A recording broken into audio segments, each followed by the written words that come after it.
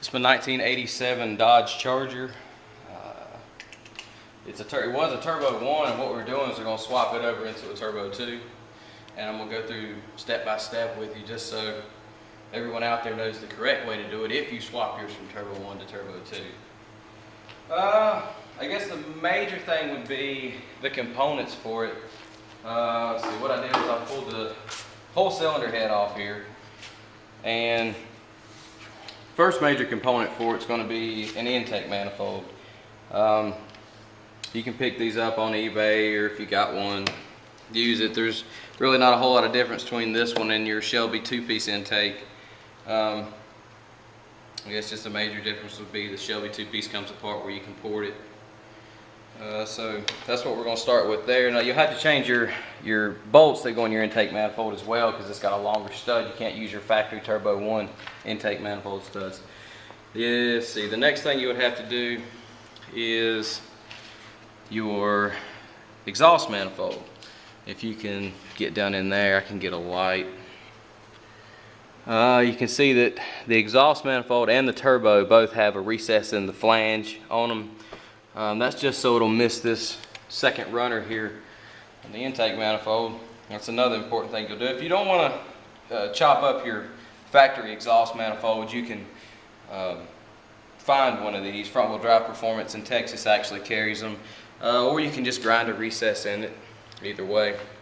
What I've got on here is a Mitsubishi Turbo, just for modeling purposes. That's just so I know how to run my intercooler lines and stuff like that, because we're going to be running a front mount intercooler on it.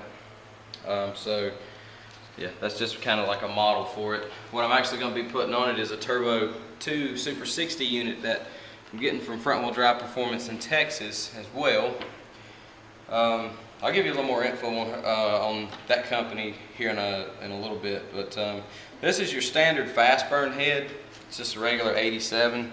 Let's set the valve cover off here. I've got a Super 60 cam that we acquired a long time ago. I think it's an actual Chrysler Super 60 cam. It's a slider cam, the older style. We put new rocker arms in here with it. Lifters are factory. Let's see, the fuel rail should come with the intake manifold.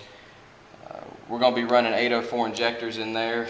That's just because we're going to be running the GLHS computer setup, which once again I'm getting that from Front Wheel Drive Performance. As you can see, I just did a little customization to the valve cover here. A lot of work in that,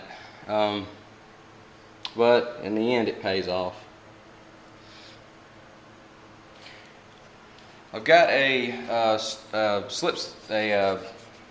forget what they call it. It's the cam gear. It's I always call it a slip slide, but it's an adjustable one.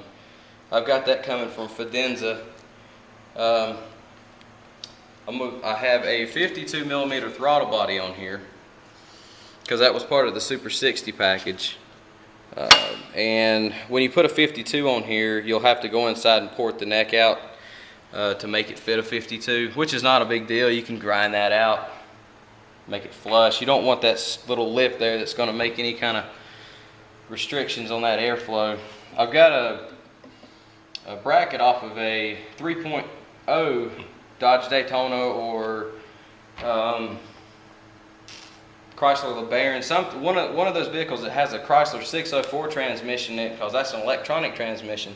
It doesn't have a detent cable like all the other ones would.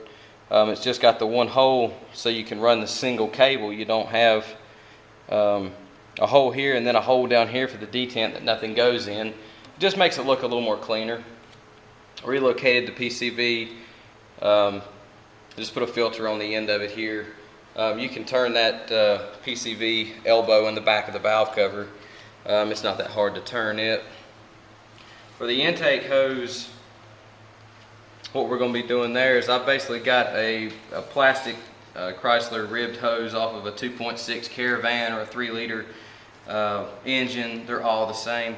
We're going to be running that over to the factory position where it was, and I'll show you the other side of that.